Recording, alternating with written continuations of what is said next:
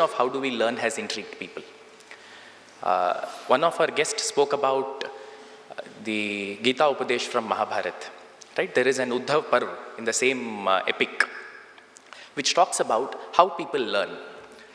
It beautifully captures, in fact I found those are the best two lines which captures the entire philosophy of learning, the entire program architecture of TAPME. So it starts by saying, Acharyat Padamadatte, which means 1/4 of the learning comes from the Acharya. Padam Sishyaha Swamedhaya. Swamedha, Medha, intellect, Swamedha. The Shishya's Swamedha, the intellect of the student. So 1/4 of the learning comes from the student's own learning. Sa Brahmacharibhya Padam, which means the 3rd quarter of your learning comes from Sa Brahmachari.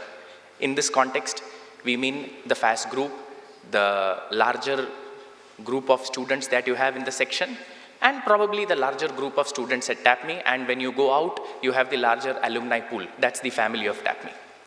And Padam Kalakramenacha, which means the last part of the learning comes in time.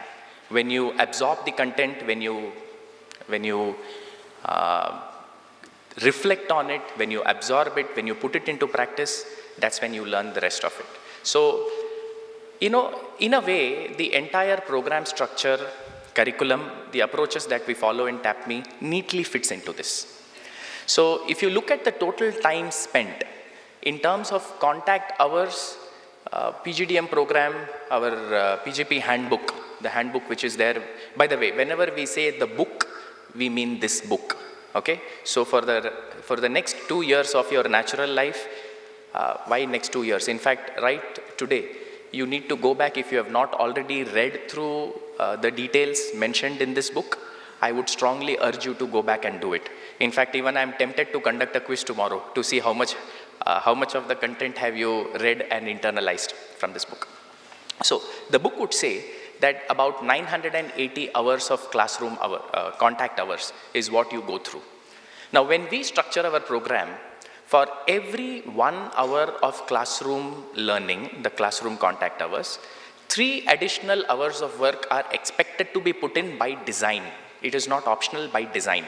So a case is assigned, reading material is assigned, which would require an X amount of time for you to go through, read, internalize, prepare. Radha would vouch for it, the second year student here. The next part is, at the end of every class, there are certain expectations, there are certain assignments, maybe the cases which was discussed in the class, there is a last part of the case which you are required to reflect on, write about it, and then submit it to the faculty. So the entire architecture of our program is designed in such a way that for 1 hour of classwork, you would have 3 other hours of self-learning. That learning can happen by yourself and will also happen within your team. Okay. In addition to the classroom-based lectures, lecture of course roughly still forms part of 50 to 55% of our total engagement in the classroom. There are many other pedagogical tools that we very gainfully employ. Okay. Case method of learning and teaching is one such method. Roughly about 700 cases, articles, technical notes you would be reading through. This is actual data. I'm not making up the numbers, right? You will be going through over the 2 years journey here at TAPME. How is a case method of learning and teaching very different from what you have experienced so far? For starters, the subject material is already pre-assigned. So you have to read the chapter. Let's take example of revenue recognition. So you will read the content on revenue recognition. You will have a case on revenue recognition. Let's say the case talks about what Microsoft should have done in a particular context. So you read the case, you prepare the case, you discuss it with your FAST team. You come to the class the next day. In the class, we have discussion. Now the entire learning happens, the entire joy of discovering what Microsoft should have done at that point in time is what is discovered jointly by the faculty and the team of students. So it is not a faculty versus a student, it is not a student versus another student, although there is class participation evaluation that happens and you are evaluated for your actual contribution to the class. But if you look at the way the learning happens, the knowledge evolves, it is the teacher and the students put together versus the case. That's how the class evolves. So case method of teaching is another very important pedagogical tool that we employ very, very successfully. Other than that, we have simulations. Many simulations are used across the 2 years. I can think of simulations from the operations area, simulation from finance and accounting, simulation from marketing. In fact, you will go through some of those simulations right in the first year, some of the simulations for certain pre-designated elective courses in the second year. Simulation gives you a sense of reality in a controlled environment. Certain things are given, certain things evolve, you learn how to deal with it, right? And through that process, like Professor Simon said, you may not even realize how you are learning. A good simulation and a good teacher who is deploying simulation is one, and that's what we do at TAPME, where we ensure that you are given the right amount of inputs needed before you enter into the arena of simulation. And once you play out, we come back and then we debrief, we discuss on why you made certain choices. If a team has done very well, we evaluate, we dissect why a team has done well. If a team has not done well, we dissect what were those decisions that the team took which led them to the bottom of the class. So that's as far as simulation goes. There are field visits. Right? Certain courses, field visits is not part of all courses, but certain courses have field visits.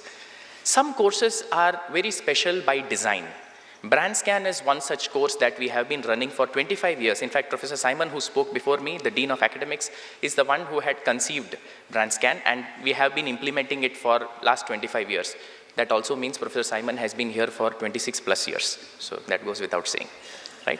So BrandScan is a great opportunity for all those students who specialize in marketing.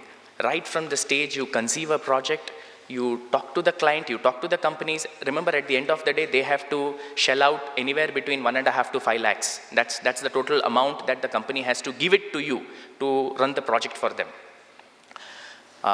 Discuss, negotiate, arrive at what are the key deliverables, plan, think of a method by which you gamify the entire question. So if it was a simple market research survey, they wouldn't have come to you.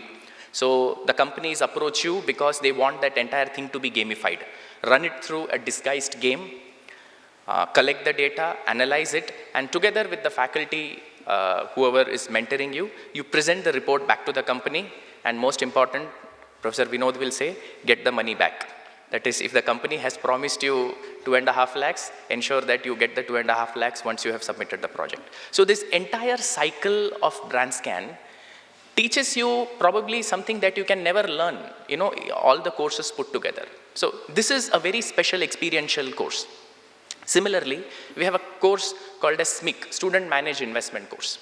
Again, the current director, Professor Madhu, had this idea a couple of years back that why not give actual money to the students? Let the entire course be revolving around the act of planning the investment, thinking the investment, doing the investment, and then probably liquidating and taking a call of how did the entire experience go.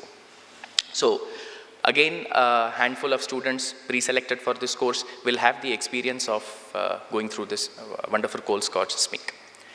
In the current year, all of you will go through a social project. In fact, something new that we have introduced this year.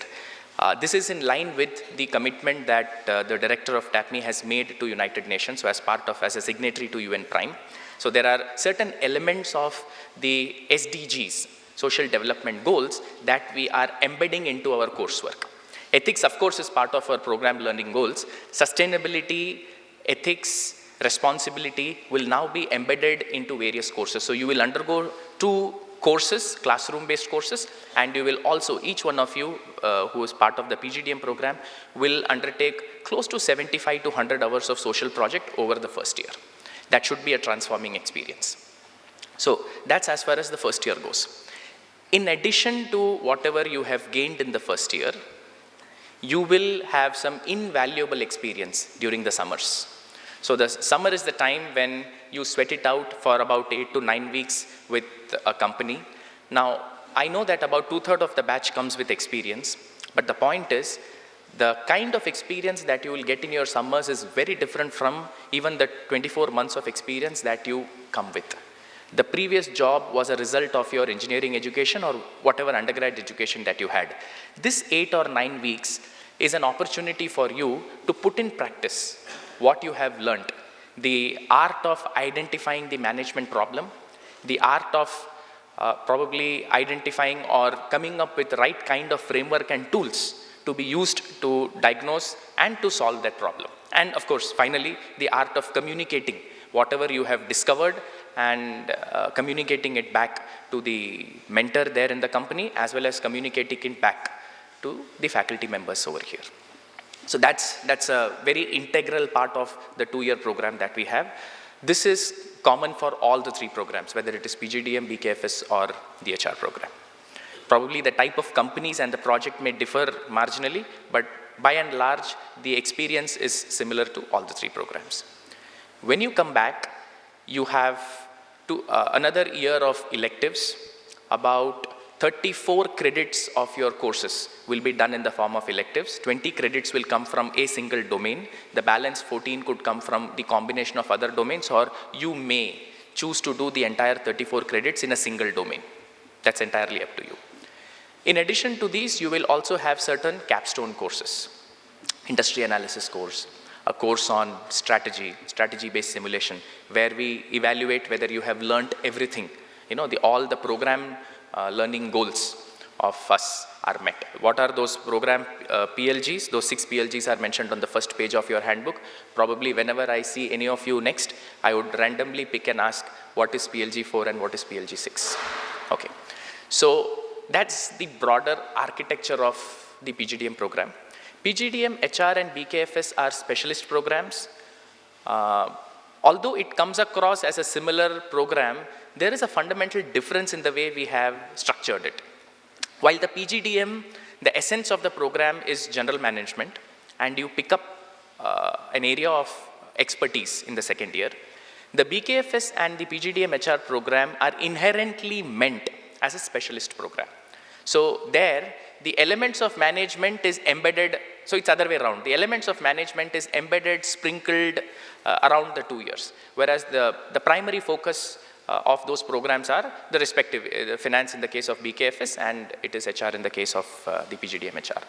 Both these programs are dovetailed to some important certifications. In case of BKFS, it is the CFA. So the CFA certifies that our program is meeting the CFA CBOK, the candidate body of knowledge. So most of our coursework, by the time you go through the entire program, you would have learned most of the things that you need to know in a CFA curriculum. Similarly, our HR program is designed in such a way that it meets the learning requirements of the SHRM exam. In fact, in the HR program, you are also required to, by design, you are required to appear for the SHRM exam at the end of the first year. The entire program is geared and designed to help you to do that. You should ideally, after going through such a rigorous first year, you should be able to clear it, but as have necessary prerequisite understanding of not just the application of management concepts, but also the ability to connect it across, ability to think through creatively at a problem, ability to communicate effectively, ability to be cognizant, be aware of the ethical dilemma in a given situation, and when required, ability to step up and take a leadership call. So with this, I welcome you once again to TAPME.